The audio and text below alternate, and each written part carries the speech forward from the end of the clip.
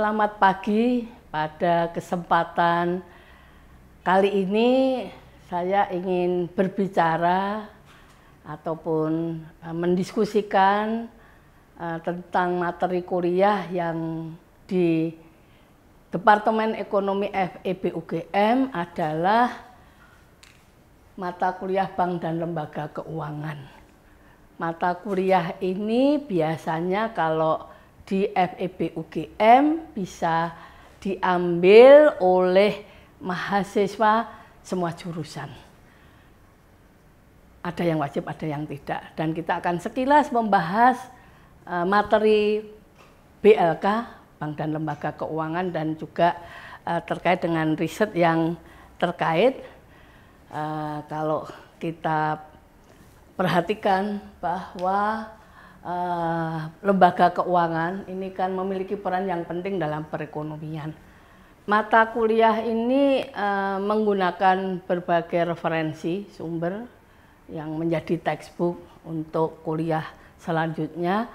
Yang paling penting adalah dari bukunya Anthony Saunders dan Corfit, edisi 9, terbitan McGraw, tentang Financial Institution Management, Risk Management Approach, yang banyak kita pakai, tapi juga ada buku-buku pelengkap lainnya seperti buku saya Transformasi Ekonomi Berbasis Digital yang saya tulis dengan teman-teman, dan tentu saja kita akan banyak menggunakan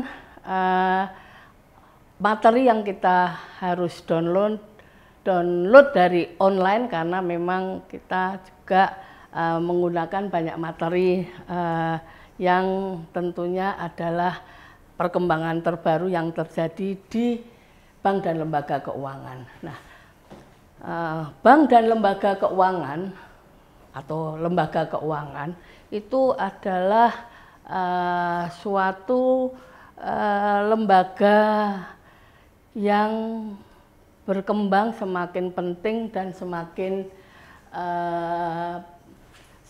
maju dalam perekonomian, karena kalau kita cermati bahwa sistem keuangan memegang peranan penting dalam perekonomian. Stabilitas sistem keuangan itu kalau terjaga dengan baik memungkinkan ekonomi tumbuh berkembang. Dan lembaga keuangan, bank, khususnya kalau untuk negara seperti Indonesia, itu memegang peranan penting di dalam dia menjalankan fungsi-fungsinya, pelayanannya, sehingga perekonomian tumbuh berkembang dan juga terjaga stabilitasnya. Karena ingat dulu pernah ada krisis Asia, Indonesia waktu itu juga mengalaminya, sehingga pada saat itu restrukturisasi perbankan dan akhirnya sampai sekarang membuat bank-bank kita sehat, kuat, dan aman, itu yang memungkinkan kita bisa tumbuh dan berkembang. Nah, peranan lembaga keuangan ini penting sekali, karena kalau tanpa lembaga keuangan atau financial intermediaries, dana dari rumah tangga, household, ke korporasi itu biasanya net borrower, rumah tangga net saver, ini bentuknya hanya dalam bentuk saham ataupun utang langsung, dan ini tidak menarik. Karena apa? Karena risikonya besar dan biasanya tidak liquid diantaranya, ya, dan biasanya value-nya gede. Oleh karena itu aliran dana antara rumah tangga dan sektor korporasi di sini biasanya tidak terlalu besar. Nah, peran lembaga keuangan ini adalah di sini. Dengan adanya lembaga keuangan, bank, dan lembaga keuangan asuransi, dana pensiun, pembiayaan, juga melalui pasar modal, ini kemudian akan membuat dana dari rumah tangga ke korporasi ini tidak langsung, tapi bisa melalui semua lembaga keuangan yang ada. Dan kalau kita cermati, peranannya itu adalah brokerage function, itu acting as pure broker, sehingga dia menjadi perantara di antara pemilik dana dan yang perlu dana, ya, dan itu bisa menyebabkan efisiensi, termasuk asset transformation function. Jadi Kalau kita membeli ataupun meminjamkan uang ke perusahaan kan utang piutang itu risikonya tinggi. Tapi kalau kita menaruh uang kita di bank, kemudian bank yang memberikan kredit kepada perusahaan, ini biasanya pertama nilainya juga bisa, kreditnya besar tapi saya bisa nabung kecil ke bank. Risiko biasanya juga bank itu diversifikasinya baik sehingga risikonya lebih rendah. Maturity-nya itu juga biasanya kredit dari bank ke perusahaan itu maturity-nya panjang, tapi saya bisa maturity-nya ya bahkan kalau mahasiswa saya di UGM ini, kalau terutama yang cowok itu kalau dapat transfer dari orang tuanya baru dikirim langsung lari ke ATM, bahkan sudah nunggu di ATM untuk ngambil uangnya. Jadi kan pendek sekali, dan itu bisa terjadi dengan adanya lembaga keuangan ya.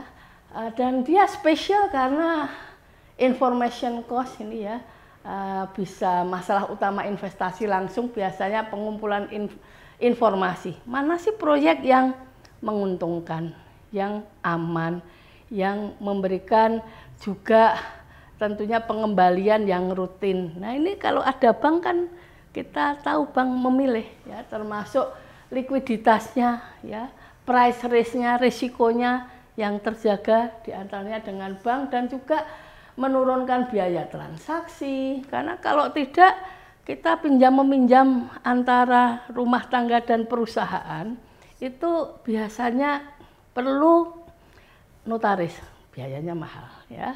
Dan juga kemudian selain notaris, ini kan juga proses administrasinya itu juga ada ya. Oleh karena itulah ini diantaranya poin pentingnya adalah bahwa dengan tadi lembaga keuangan itu bisa lebih efisien, maturity-nya juga bisa lebih menarik bagi pemilik dana, bagi yang mengutang juga bisa panjang, termasuk juga nilainya ini bisa lebih menarik dan lain-lainnya yang bisa ditawarkan oleh lembaga keuangan. Karena lembaga keuangan itu juga berbagai macam. Ada depository institution, lembaga keuangan seperti bank ya, kalau di Amerika ada commercial bank, saving and loan bank, saving bank, ini ada saving sebentar. Financial service industry ya, itu ada berbagai macam seperti depository institution, ada commercial bank, saving institution, saving and loan, saving bank, credit union.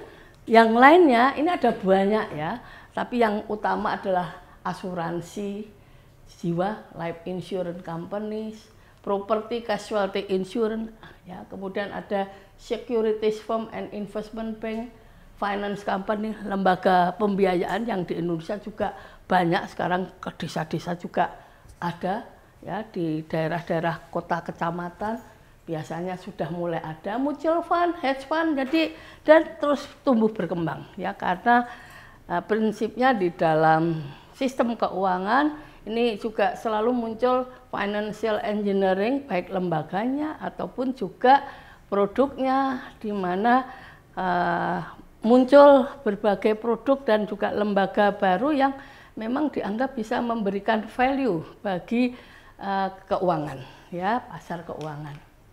Nah, di Indonesia aset lembaga keuangan ini kalau kita cermati ya, ini memang tumbuh berkembang. Jika negara makin maju, makin makmur, itu lembaga keuangan juga berkembang, berubah. Jadi kalau di Amerika 200 tahunan yang lalu itu yang terutama bank, tapi setelah kemudian makin maju berkembang juga lembaga keuangan lainnya peranannya makin penting. Bank tidak seperti di Indonesia dominan sekali. Nah, kita di Indonesia bank peranannya masih dominan sekali, meskipun kalau kita cermati dalam 20 tahunan terakhir ini peranan lembaga keuangan non bank itu tumbuh berkembang. Saya ingat waktu saya masih kuliah di Jogja itu bank itu nggak banyak, bank swasta juga tidak banyak. Sehingga kalau di kampus UGM tuh banknya saat itu hanya ada Bank BNI dan juga kemudian di daerah-daerah kota Jogja sedikit. Bahkan seperti lembaga pembiayaan saat itu nggak banyak dan tidak ada, belum berkembang, semuanya utang piutang dengan bank. Tapi kan sekarang kita lihat lembaga pembiayaan tumbuh berkembang sampai ke daerah-daerah kampung dan juga daerah-daerah kota kecamatan. Itu kita bisa melihat ada bank umum, BPR ya, karena di Indonesia bank itu hanya ada dua macam, bank umum dan BPR. Dan selain itu adalah kemudian lembaga pembiayaan, asuransi sekarang juga tumbuh dan berkembang ya. Pasar modal sekarang juga bahkan anak-anak milenial, anak-anak muda itu pun bisa masuk ke pasar modal karena sekarang paket yang dijual itu bisa 10.000, 25.000, 50.000 untuk bisa beli reksadana ataupun saham yang sudah dikemas kecil-kecil sehingga jumlahnya berapapun itu bisa. Jadi perkembangannya luar biasa ya, karena digitalisasi dan karena memang perkembangan ekonomi digital di Indonesia yang luar biasa. Dan kalau kita lihat ini jumlah bank memang di Indonesia konsolidasi oleh pemerintah agar supaya lebih sehat, kuat, dan efisien sehingga jumlah bank cenderung trennya terus menurun, juga demikian BPR ya. Nah, tadi saya cerita mengenai digitalisasi di sistem keuangan ataupun di lembaga-lembaga keuangan. Wah, ini perkembangannya luar biasa, cepat sekali. Untuk orang seumur saya, ini nggak mudah juga mengikuti perkembangan digitalisasi dari pelayanan jasa keuangan. Pelayanan di lembaga keuangan, ini terutama bank, itu di Indonesia yang paling berkembang pesat. Dan juga pelayanannya ini luar biasa. Meskipun bukan hanya bank ya yang masuk ke digital. Tadi saya cerita juga bahwa asuransi, pasar modal, reksadana, semuanya sekarang juga sudah masuk ke digital. Tentu saja itu tidak mudah buat orang-orang seumur saya untuk belajar agar supaya memahami pelayanan jasa keuangan yang melalui digital, tapi tentunya kita harus paham dan mengikuti. Saya juga berusaha untuk mengikuti karena ini sebagai contohnya Bank BNI. Ini layanan, ini adalah, ya ini contohnya ya, ini digitalisasi. Saya ambilkan di Bank BNI, ini mobile banking, yang mana pelayanannya semuanya bisa. Dan bahkan juga online, itu kan juga dengan internet, saya juga berusaha memakai internet, online banking. Dan ternyata dengan menggunakan mobile banking ataupun internet banking, waduh, saya belum lama pakai itu ya, dan ternyata enak sekali. Kalau dulu akan transfer ke ATM aja udah kemajuan besar ya, karena pada saat saya itu masih mahasiswa ataupun dosen-dosen awal belum ada. Itu pun buat kita juga, wah bisa ngambil 24 jam, luar biasa. Tapi begitu ada mobile banking ya, ataupun internet banking, oh ini luar biasa sekali. Jadi bisa 24 jam dari tempat tidur, mau transfer, ataupun bahkan juga mau beli ya, barang, membayar, dan juga bahkan mau ini beli SBN, reksadana, termasuk membayar. Saya sering sekali juga membayar dengan menggunakan online banking ya, termasuk mobile banking.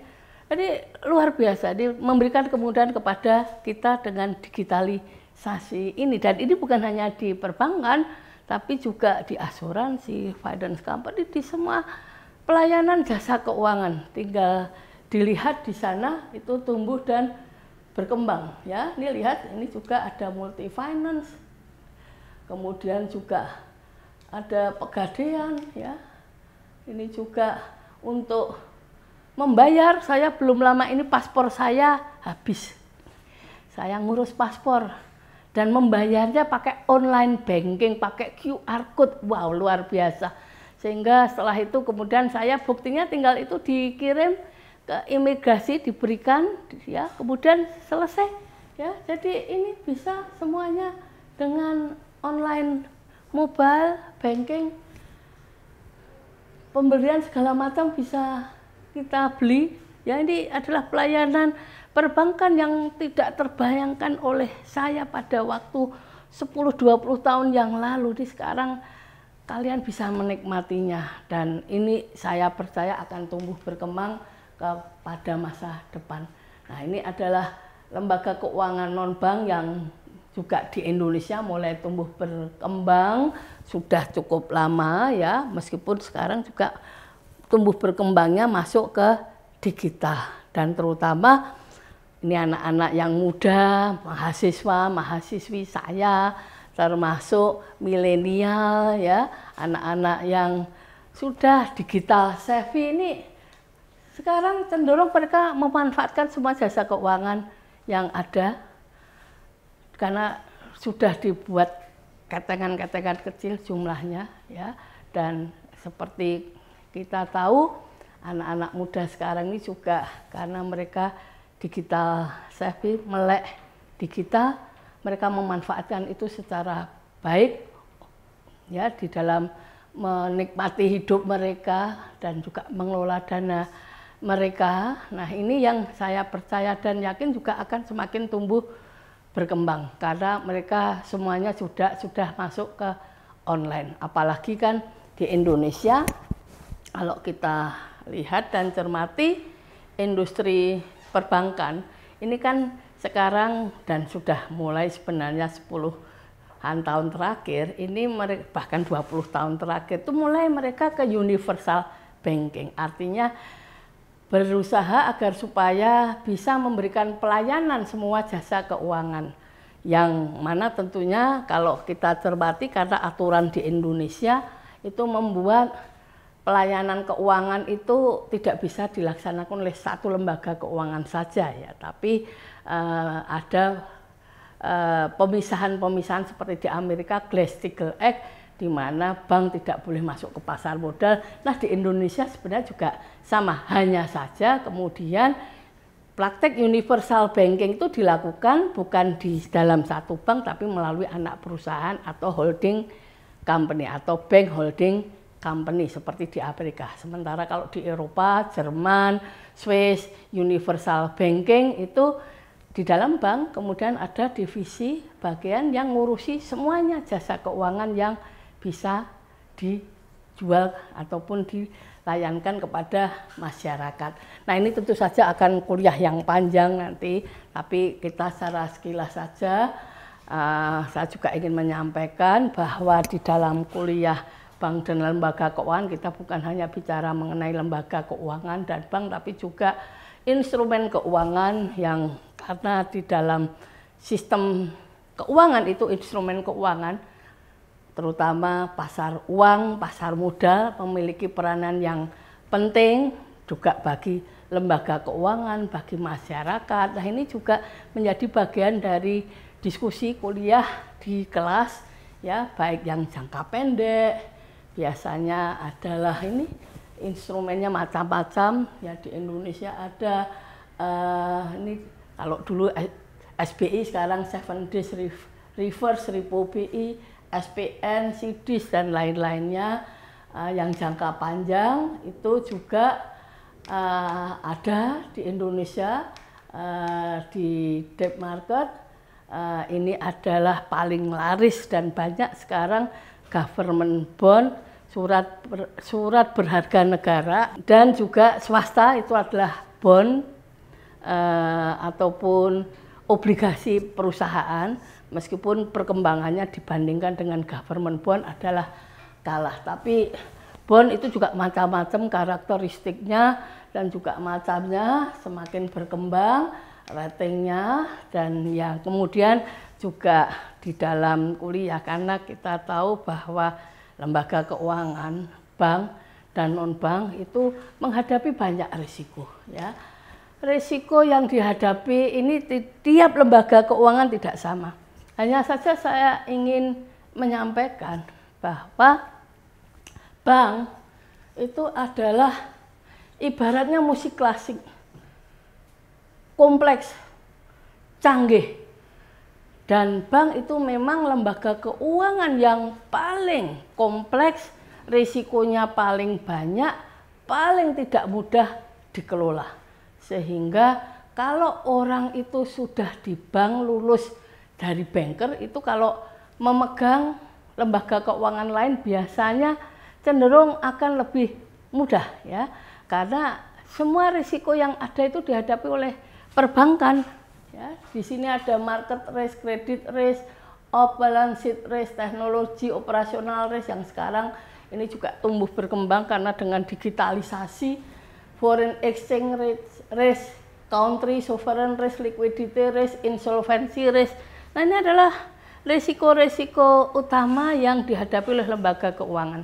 Nah, tentu saja antar satu dan lembaga keuangan lain tidak sama. Ada yang kompleks, ada yang tidak, dan ini adalah biasanya yang dihadapi secara signifikan karena tentunya ada risiko-risiko lainnya yang tidak merupakan risiko signifikan itu tidak dimasukkan.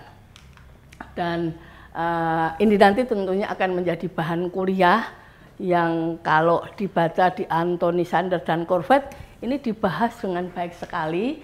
Tapi selain itu yang juga sangat penting tentunya kalau kita belajar tentang lembaga keuangan adalah bagaimana mengelola risiko ya. Mengelola risiko yang dihadapi oleh lembaga keuangan itu kompleks, tidak mudah ya. Jadi di sini diantaranya yang penting CAR, capital adequacy ratio, bagaimana permodalannya kuat, sehat. Ini kelihatannya sepele tapi tidak mudah. Terbukti hampir semua negara pernah menghadapi krisis perbankan, krisis keuangan ya. Asuransi deposito ini biasanya digunakan untuk mengelola risiko. Loan sales dan lain-lainnya nanti ini akan menjadi materi kuliah yang dibahas biasanya setelah midterm ya.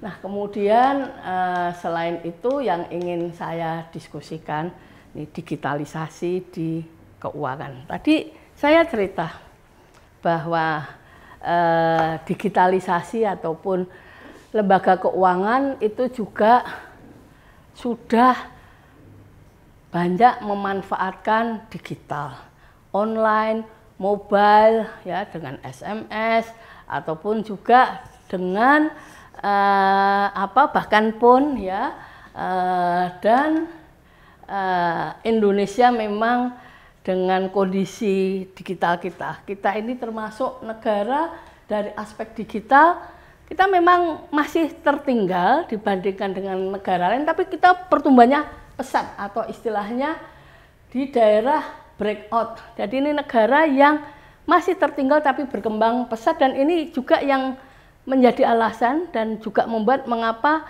digitalisasi ekonomi Indonesia ini luar biasa. Nah, ini bisa tentunya dibaca di dalam buku Transformasi Digital ya, di mana Indonesia salah satu yang perkembangan ekonomi digitalnya kalau di ASEAN itu tercepat ya dibandingkan dengan negara lain. Ini lihat pertumbuhannya adalah kalau 2015 sampai 19 49% per tahun, sampai 2025 nanti akan tumbuh 32% per tahun. Dan konsekuensinya apa? Tentunya kalau kita bicara ekonomi digital, ini kan kemudian follow by uang, jasa keuangan. Nah, ini juga yang membuat setelah kita lihat kalau di kota-kota besar terutama Jakarta, wah itu udah luar biasa. Tapi Jogja juga sudah mulai, kota-kota kecamatan itu juga sudah mulai berkembang ya, meskipun tidak sama, tapi kalau kita bicara di luar Jawa memang lebih ketinggalan. Tapi yang ingin saya sampaikan, ini kan ekonomi digital ini suatu keniscayaan akan semakin tumbuh berkembang dan juga mempengaruhi seluruh perekonomian, dan oleh karena itulah tadi saya sampaikan lembaga keuangan juga harus beradaptasi, makanya tadi banking online, asuransi online, juga lembaga pembiayaan online, ataupun termasuk juga dengan mobile itu berkembang, termasuk pembayaran. Saya terpaksa juga di HP saya punya saya yang membayar dengan online, ada Link Aja, ada OVO, ya mau nggak mau karena memang ya sekarang dunianya sudah berubah ya. Jadi ini dan kita berkembang pesat dengan munculnya Doku Startup Fintech 2007 yang lalu, terus berkembang dan buka peraturan-peraturan BI, OJK juga ada, dan jenis-jenis fintech ini ya, ada online payment ini yang tumbuh berkembang pesat, Kartuku, Doku, IPmu, Finex, peer to peer lending, wah ini juga tumbuh pesat, setahun bisa di atas 100% dan akan tumbuh semakin pesat ya. Ini Modalku, Amarta, Investory, Insurtech ini juga, kemudian agregator, crowdfunding, wah ini yang luar biasa.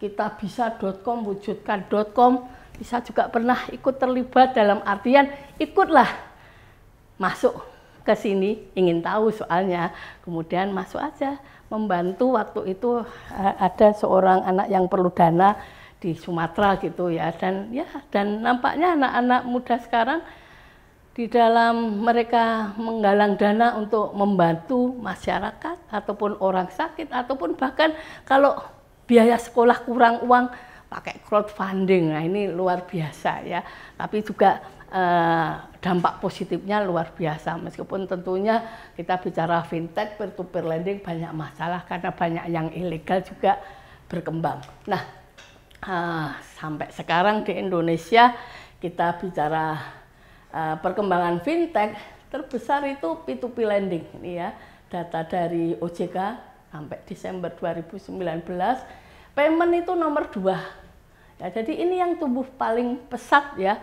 karena sekarang kalau mau ngutang itu ataupun mau membayar bisa dari tempat tidur, ngutang juga bisa dari meja makan. Nah inilah yang tumbuh berkembang. Nih lihat pertumbuhannya, pendanaan, dana yang pinjaman P2P tumbuhnya 257% tahun lalu, luar biasa, dan ini akan terus tumbuh berkembang karena ya dunia ke depan dengan digitalisasi.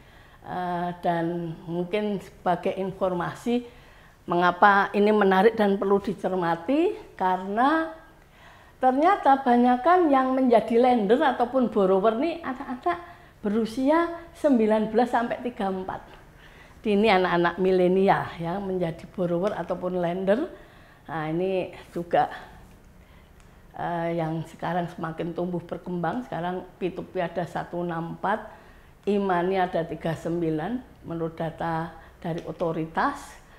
Dan yang juga menjadi perhatian saya tentu saja adalah karena antara Jawa dan luar Jawa ini perkembangannya tidak sama, tapi ya seperti kita tahu di luar Jawa ketinggalan dibandingkan dengan Jawa, karena memang 60% penduduk di Jawa, dan juga internetnya pada saat ini Jawa mungkin relatif lebih maju, meskipun palaparing sudah barat tengah timur ada, tapi secara umum jumlah borrower ataupun lender itu masih terutama di Jawa. Nah ini memang ketimpangan yang kalau tidak segera diatasi dan juga ke depan tidak diantisipasi, saya khawatir karena bisa menimbulkan ketimpangan pembangunan ekonomi, karena seperti kita tahu bahwa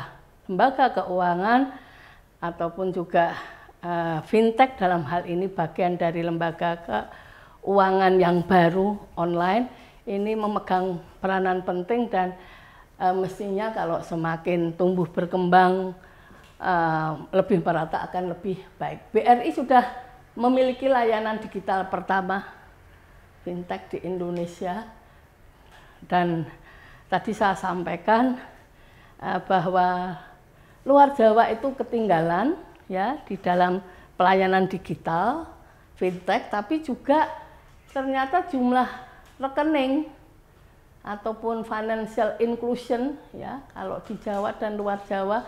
Di luar Jawa memang juga ketinggalan dibandingkan dengan Jawa, apalagi di fintech ataupun transaksi lender di fintech ataupun borrower.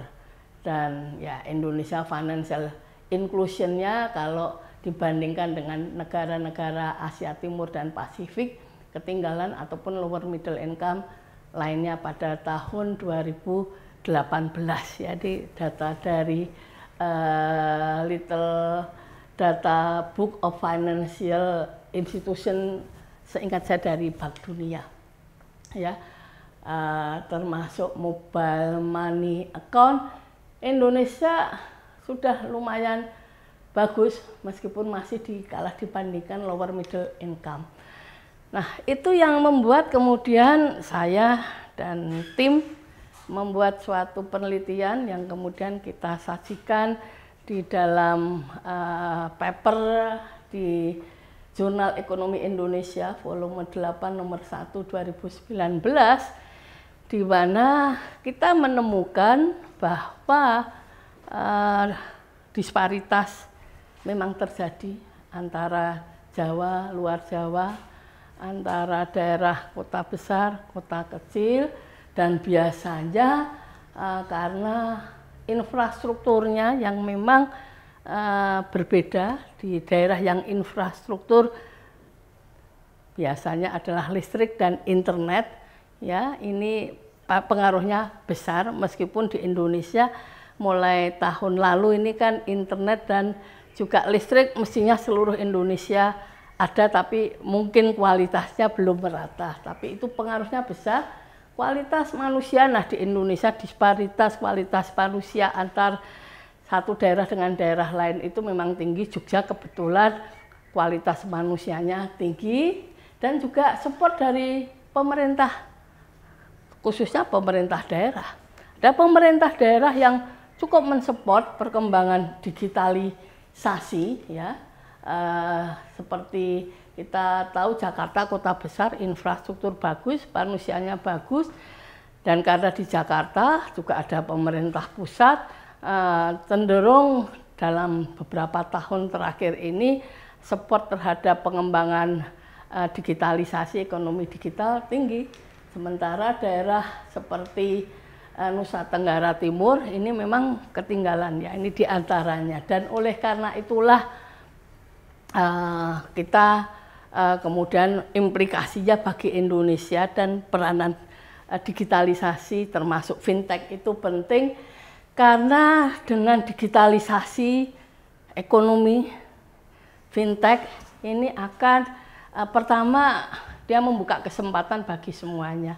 Saya punya kenalan supir yang kemudian dia buka online bisnis maju, dan juga seorang anak pembantu di daerah kota kecil perdesaan masuk ke bisnis digital maju mandiri, sehingga sebenarnya tidak harus di kota untuk masuk ke bisnis pelayanan digital ataupun juga melakukan berbagai profesi kegiatan tidak harus di kota, bisa dari perdesaan, bahkan juga di daerah-daerah remote, sehingga terbuka besar luas untuk maju berkembang, termasuk menjadi petani, nelayan menggunakan digital, termasuk juga kita lihat startup, commerce, e-commerce,